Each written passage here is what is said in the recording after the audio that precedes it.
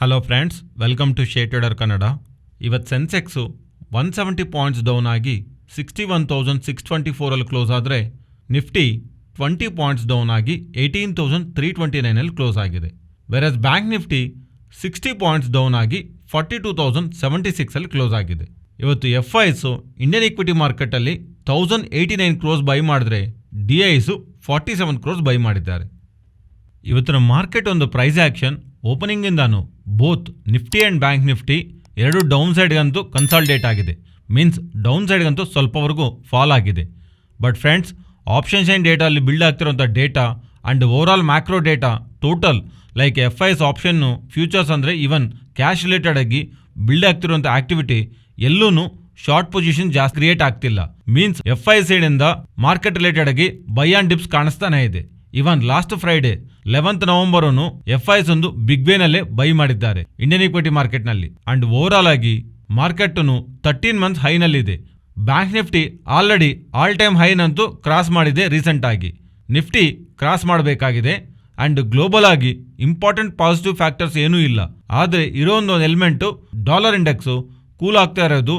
ಇದಕ್ಕೆ ಕಾರಣವಾಗಿ ಕರೆನ್ಸೀಸ್ ಅಂತೂ ಸ್ವಲ್ಪ ಸ್ಟ್ರೆಂಥನ್ ಆಗ್ತಿದೆ. ಪರ್ಟಿಕ್ಯುಲರ್ ಆಗಿ ಎಮರ್ಜಿಂಗ್ ಮಾರ್ಕೆಟ್ನಲ್ಲಿ ಕರೆನ್ಸಿ ಸ್ಟ್ರೆಂತ್ ಆಗ್ತಾ ಇರೋದು, ಪರ್ಟಿಕ್ಯುಲರ್ ಆಗಿ ರುಪೀಸ್ ಸ್ಟ್ರೆಂಥನ್ ಆಗ್ತಾ ಇರೋದು ನಾವು ಇನ್ಫ್ಲೋಸ್ ರಿಲೇಟೆಡ್ ಆಗಿ ಪಾಸಿಟಿವ್ ಔಟ್ಲುಕ್ ಅಂತ ತಗೊಂಬರುತ್ತೆ.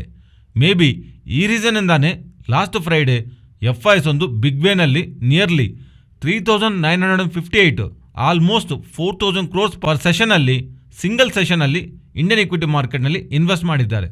ಅಪ್ಕಮಿಂಗ್ ಟೈಮ್ಸಲ್ಲೂ ಡಾಲರ್ ಕೂಲ್ ಆಫ್ ಆಗ್ತಾ ಇಂಡಿಯನ್ ರುಪೀಸು ಸ್ಟ್ರೆಂಥನ್ ಆಗ್ತಾ ಇದ್ದರೆ ಅದು ಫರ್ದರ್ ಆಗಿನೂ ಮಾರ್ಕೆಟ್ ರಿಲೇಟೆಡ್ ಆಗಿ ನಾವು ಪಾಸಿಟಿವ್ ಆಗಿ ತಗೋಬಹುದು. ಬಟ್ ಗ್ಲೋಬಲ್ ಆಗಿ ಒಂದು ಅನ್ಸರ್ಟನಿಟಿ ಅಂತೂ ಕ್ರಿಯೇಟ್ ಆಗಿದೆ.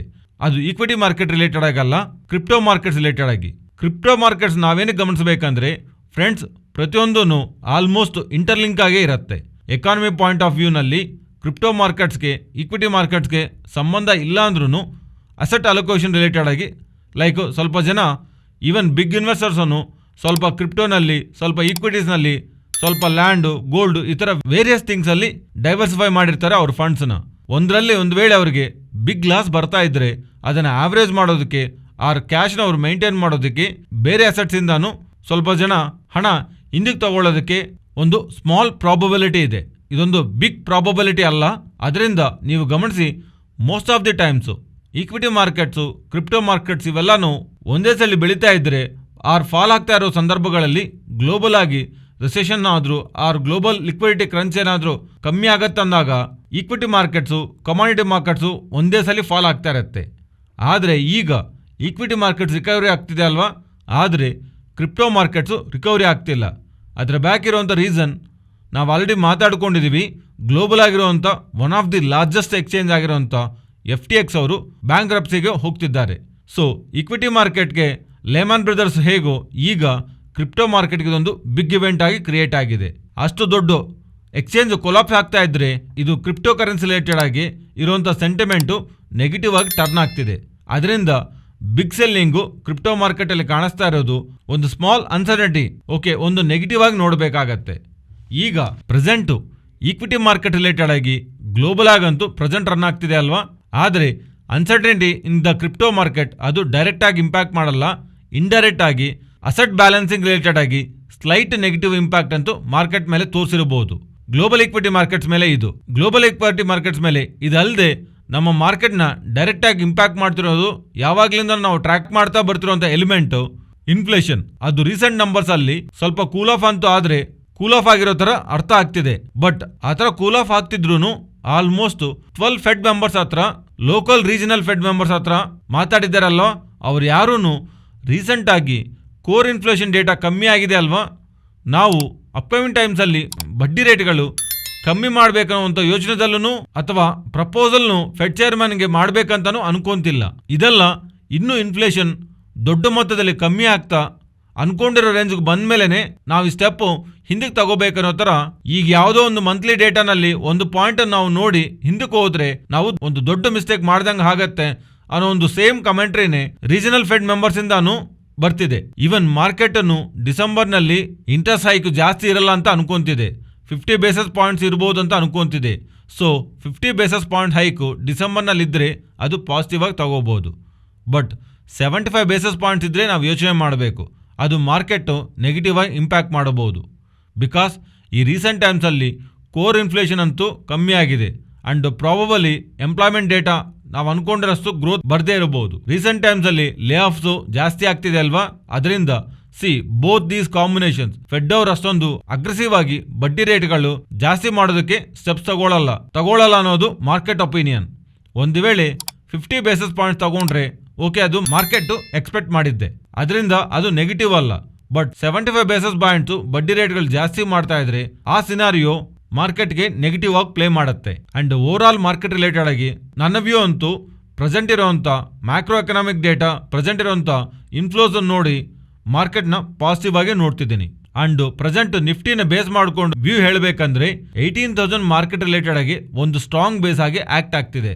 ಅದರಿಂದ 18,000 below 2 consecutive trading sessions market close ಆಗದಿರೋವರೆಗೂ ನಾವು ಮಾರ್ಕೆಟ್ ಇಲ್ಲಿಂದ ಪಾಸಿಟಿವ್ ಆಗಿ ನೋಡಬಹುದು.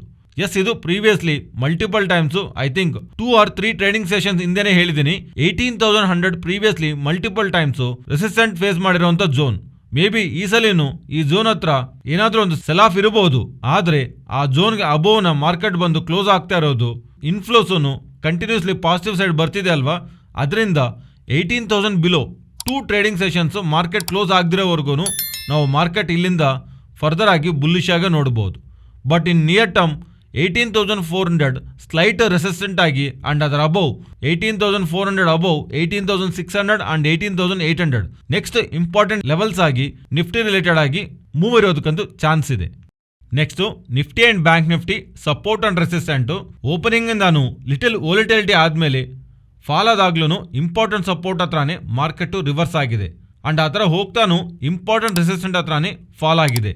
ಅದರಿಂದ ಈ ಬೋತ್ ಲೆವೆಲ್ಸು 18,310 ಸಪೋರ್ಟ್ ಆಗಿ ಅಂಡ್ 18,370 ಇಂಪಾರ್ಟೆಂಟ್ ರೆಸಿಸ್ಟೆಂಟ್ ಆಗಿ ಗಮನಿಸಬಹುದು.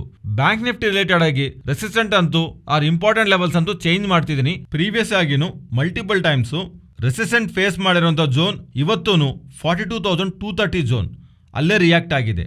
ಅದರಿಂದ ಪ್ರೀವಿಯಸ್ಲಿ ಇರುವಂಥ ರೆಸಿಸ್ಟೆಂಟ್ನ ಚೇಂಜ್ ಮಾಡ್ತಾ 42,230ನ ಇಂಪಾರ್ಟೆಂಟ್ ಲೆವೆಲ್ ಆಗಿ ನೋಡಬೇಕಂತ ಅನ್ಕೊಂತಿದ್ದೀನಿ. ಇಲ್ಲಿಂದ ಅಪ್ಸೈಡ್ಗೆ ಹೋಗ್ತಿದ್ರೆ 42,230 ಆ್ಯಂಡ್ ಡೌನ್ ಸೈಡ್ ಬರ್ತಿದ್ರೆ 41,925. ಇವತ್ತು ಮತ್ತು 11th ನವಂಬರೂ ಇಂಪಾರ್ಟೆಂಟ್ ರೆಸಿಸ್ಟೆಂಟ್ ಆಗಿ ಇಲ್ಲೇ ಫೇಸ್ ಮಾಡಿದೆ, ಅದರಿಂದ ಈ ಲೆವೆಲ್ಸೇ ಗಮನಿಸ್ತಾ ಇದ್ದೀನಿ. Next Nifty option chain data weekly monthly ಎಕ್ಸ್ಪೈರಿಲಿರುವಂಥ ಕಾಂಟ್ರಾಕ್ಟ್ ಡೇಟಾನ ಗಮನಿಸ್ತಾ ಇದ್ರೆ 18,000 to 18,500 ಇನ್ ಬಿಟ್ವೀನ್ ಮಾರ್ಕೆಟ್ ಇರುತ್ತೆ ಅನ್ನೋ ಥರ ಕಾಲ್ ಅಂಡ್ ಪುಟ್ ರೈಟರ್ಸು ಭಾವಿಸ್ತಾ ಇದ್ದಾರೆ. 18,000 ಹತ್ರ ಅಂತೂ ಸ್ಟ್ರಾಂಗ್ ಓವೈ ಡೇಟಾ ಪುಟ್ ರೈಟರ್ಸ್ ರೈಟಿಂಗ್ ಮಾಡ್ತಾ ಇದ್ರೆ 18,500 ಹತ್ರ ಕಾಲ್ ರೈಟರ್ಸ್ ಇಂದ ಸ್ಟ್ರಾಂಗ್ಲಿ ಡೇಟಾ ಬಿಲ್ಡ್ ಆಗ್ತಿದೆ. ಅದರಿಂದ ಇನ್ ಬಿಟ್ವೀನ್ ಈ 500 ಪಾಯಿಂಟ್ ರೇಂಜ್ ನಲ್ಲಿ ಅಪ್ಕಮಿಂಗ್ ಟೈಮ್ಸ್ ಅಲ್ಲಿ ನಿಫ್ಟಿ ರಿಲೇಟೆಡ್ ಆಗಿ ನಾವು ಗಮನಿಸಬಹುದು. ಇದು ಫ್ರೆಂಡ್ಸ್ ಇವತ್ತಿನ ವಿಡಿಯೋ. ಈ ವಿಡಿಯೋನಲ್ಲಿ ನಾವು ಶೇರ್ ಮಾಡಿರೋಂಥ ಕಂಟೆಂಟ್ ವ್ಯಾಲ್ಯೂಬಲ್ ಆಗಿದ್ರೆ ತಪ್ಪದೇ ನಮ್ಮ ಚಾನಲ್ನ ಸಬ್ಸ್ಕ್ರೈಬ್ ಆಗಿ ಆ್ಯಂಡ್ ಬೆಲ್ ಐಕಾನ್ ಕ್ಲಿಕ್ ಮಾಡಿ ಆಲ್ ನೋಟಿಫಿಕೇಶನ್ಸ್ ಆಕ್ಟಿವೇಟ್ ಮಾಡ್ಕೊಳ್ಳಿ. ಈ ಡೇಟಾ ನಿಮ್ಮ ಫ್ರೆಂಡ್ಸ್ ಆ್ಯಂಡ್ ಫ್ಯಾಮಿಲಿ ಮೆಂಬರ್ಸ್ಗೆ ಯೂಸ್ ಆಗತ್ತಂದರೆ ತಪ್ಪದೇ ಶೇರ್ ಮಾಡಿ. Thank you.